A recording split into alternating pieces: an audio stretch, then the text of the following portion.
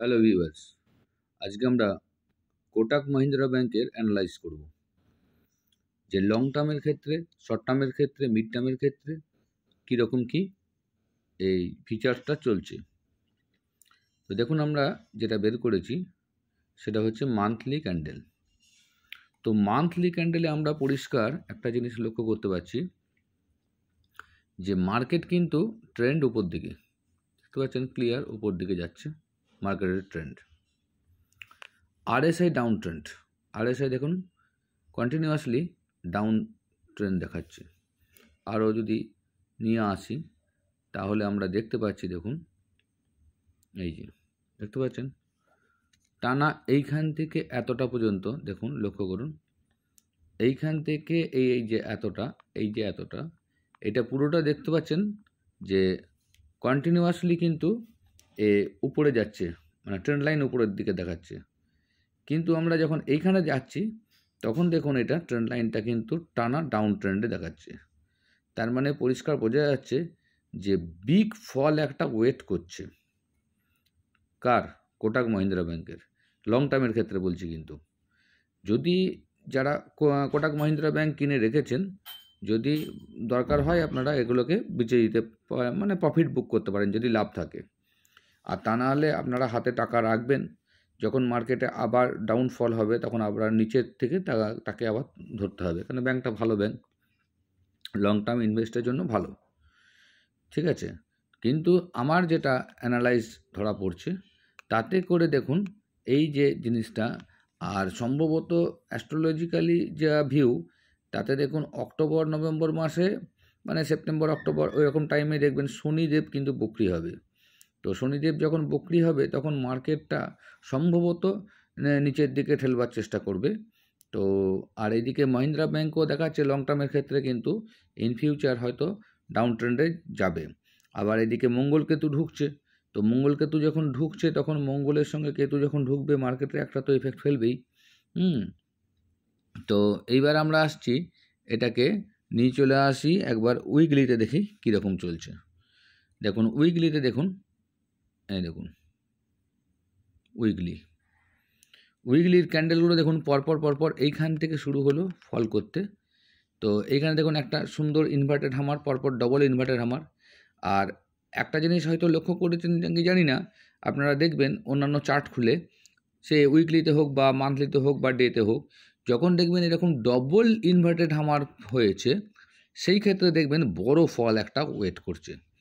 আর তারপরে এটা উইকলিতে হয়েছে, কাজেই সময় নেবে, কিন্তু আমার হিসাব বলছে যে অনেকটা নিচে মানে কোটাক মহিন্দ্রা ব্যাংক কিন্তু যাবে।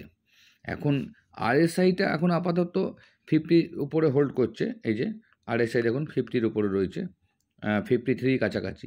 আরএসআই যখনই উইকলিতে 50 নিচে খেলতে শুরু করবে জানবেন তখনই কিন্তু মার্কেটটা ফেলবে। একবার আমরা ডেতে চলে যাই, ডেতে দেখি কি হয়েছে। ডেতে দেখুন, ডেতে দেখুন, দেখতে পাচ্ছেন ডেতে খানিকটা আপনার তৈরি হচ্ছে এই যে অর্থাৎ একটা হেড অ্যান্ড শোল্ডার্স প্যাটার্ন কিন্তু একটা চলছে। হেড অ্যান্ড শোল্ডার্স প্যাটার্ন একটা কিন্তু এখানে ফরমেশন হয়েছে।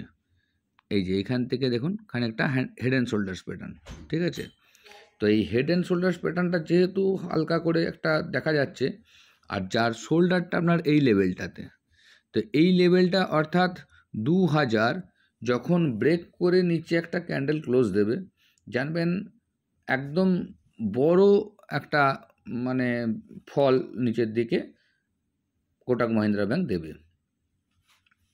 তো সেই হিসাবে যাদের প্রফিট আছে তারা প্রফিট বুক করে নিতে পারেন, আবার নিচে এলে তখন ধরবার চেষ্টা করবেন। তার কারণ আরও একটা জিনিস আমরা লক্ষ্য করছি, দাঁড়ান একটা ট্রেন্ড লাইন একটা ড্র করে দেখাচ্ছি আপনাদের। এই দেখুন এইখান থেকে যদি আমরা ট্রেন্ড লাইনটাকে এই যে ড্র করি, পরিষ্কার দেখুন দেখা যাচ্ছে যে ট্রেন্ড লাইন যেটা এতদিনকার ট্রেন্ড লাইন ছিল সেই ট্রেন্ড লাইনটাকে ভেঙে দিয়ে দেখুন নিচে কিন্তু খেলছে। এইবার সম্ভবত একটা ব্যাক দিতে পারে উপরের দিকে।